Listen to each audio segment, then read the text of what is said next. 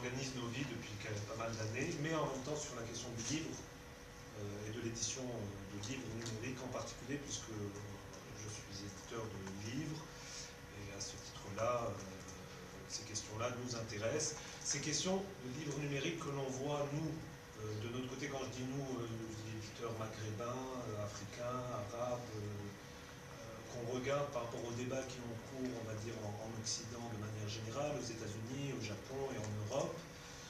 On a des échos, on entend parler, on regarde les débats qui ont cours sur Internet, les questions qui se posent, les agitations qui ont lieu, les inquiétudes.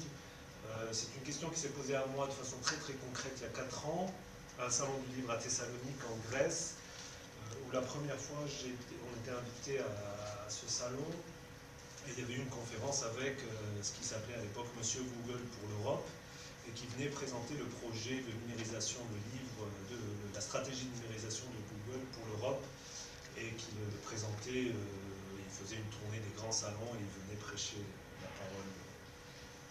parole sacrée dans le cadre d'un salon. Et finalement, c'était la première fois que j'étais confronté de façon brutale à un discours organisé, un discours qui était d'abord un discours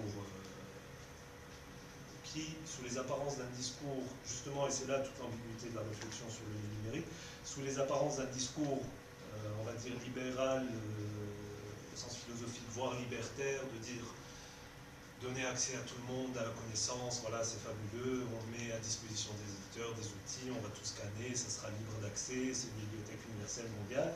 Évidemment, sous couvert de ce discours-là, évidemment, Google ou autres, peu importe, ce ne sont pas des philanthropes, ce ne sont pas des ONG, ce sont pour moi des associations caritatives.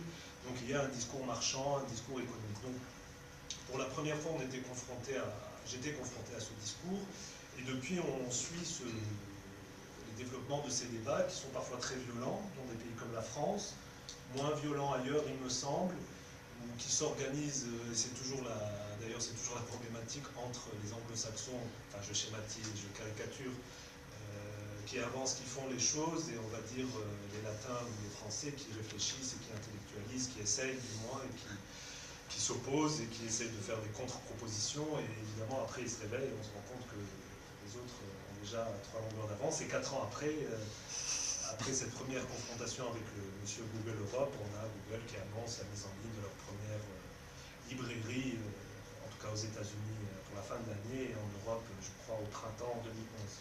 Évidemment, je parle sous couvert des spécialistes qui sont ici et qui suivent attentivement ces débats-là,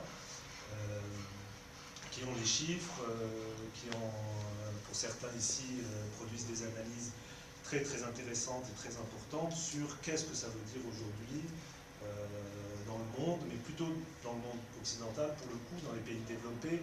Qu'est-ce que ça veut dire le livre numérique? Quels sont les enjeux? Quelles sont les conséquences pour la vie de tous les jours? Les conséquences économiques pour les fabricants de livres traditionnels, les conséquences, je dirais, existentielles pour les citoyens, comment ils vont vivre autrement avec cette nouvelle donne. Alors, j'interviens aussi ici au titre du membre de l'Alliance des éditeurs indépendants. Nous sommes plusieurs, et la Chamie est ici aussi membre de cette association. Peut-être certains connaissent l'Association internationale des éditeurs indépendants, qui est un réseau d'éditeurs dans le monde, qui est basé, qui a des réseaux plurilingues, qui a un réseau anglophone, un réseau hispanophone, un réseau arabophone et un réseau francophone, qui sont donc des éditeurs dits indépendants. On peut toujours s'interroger sur la notion d'indépendance. À travers le monde, et qui essaye de développer des notions très simples. La notion essentielle étant celle de bibliodiversité, comment assurer la diversité éditoriale, et à travers des actions concrètes, et là et moi avons participé à ces actions, qui sont l'édition solidaire, ce qu'on appelait l'édition solidaire. On produit des livres de façon solidaire. Il est arrivé qu'on produise des livres, enfin même plusieurs livres, en Afrique pour le réseau africain, où un éditeur dirige un... Non, c'est bon, je t'enregistre. Ah, d'accord, je ne vais pas utiliser ça. Donc plusieurs éditeurs se réunissent en Afrique, et un éditeur leader fabrique un livre dans un pays donné, ça peut être le Maroc, l'Algérie ou le Cameroun. Et ensuite, ils dispatchent les livres sur les autres co-éditeurs. Donc voilà, la dimension solidaire du livre. Et je parle de ça parce que c'est pas juste anodin. À cette rencontre devait aussi être présent Gilles Colleux, qui malheureusement n'est pas là, et je regrette. Gilles Colleux aussi est membre de l'association des éditeurs indépendants.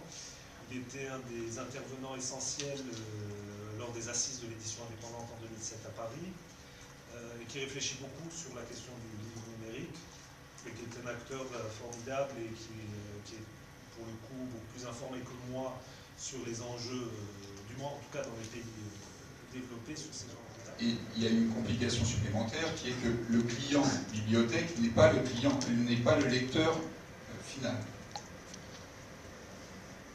Donc c'est doublement difficile pour le revendeur, c'est triplement difficile pour l'éditeur. Je pense que là on voit le nombre de flèches qui commencent à converger vers le distributeur. Selon moi, ce sont des responsabilités nouvelles du distributeur qui est de dire je reconnais tel lecteur comme étant légitime, puisque soit il a acheté auprès d'un revendeur le droit d'accès, soit il est un lecteur de mes clients bibliothèque. Et donc, à ce titre, je le reconnais et je lui donne accès à la production de mes éditeurs. Sous quel format? Ce sont les éditeurs qui décident, et c'est les distributeurs qui font ce qu'on leur demande.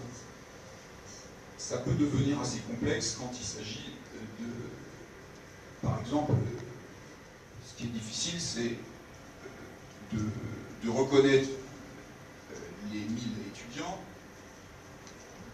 d'assurer l'éditeur que ces 1000 étudiants ne vont pas pirater immédiatement les livres qui ont été mis à disposition, et au bout d'un an, d'arrêter l'accès.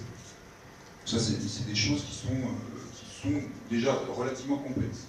Si on va publier En France, on ne trouve pas que le marché maghrébin soit très intéressant, donc forcément il y a des choses qui se délitent un petit peu. Il y a des livres qui se perdent. Il est aujourd'hui extrêmement compliqué de faire venir un livre d'Algérie, par exemple, du Liban, d'Égypte, ce qui est très important pour nous, puisqu'on a quand même une clientèle arabophone et francophone, parce qu'il y a une production francophone dans ces pays-là importante. Donc en fait, comme on a des moyens financiers, on va essayer de prouver qu'ici il y a une offre et surtout une demande. Donc ce que je vous ai mis sur la table, par exemple, on est dans une ville cosmopolite, Tanger, où on parle beaucoup de langues. Donc on a, ce qui est probablement une première ici, on a au hasard du Coltès en arabe, du Dostoïevski dans 3 langues. Et c'est des livres qui nous viennent de 3 endroits différents. Alors, il faut savoir que les livres aussi arrivent ici, pour peut-être un tiers des cas, dans les valises.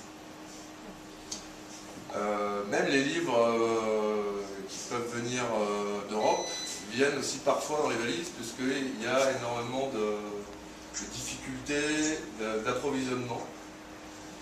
Donc nous on a la chance ici de pouvoir effectivement contourner les chemins qui n'existent plus, ou les chemins officiels qui sont un peu trop difficiles à gérer.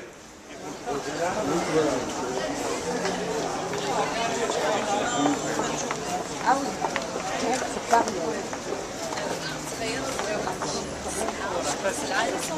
Sorry, attention,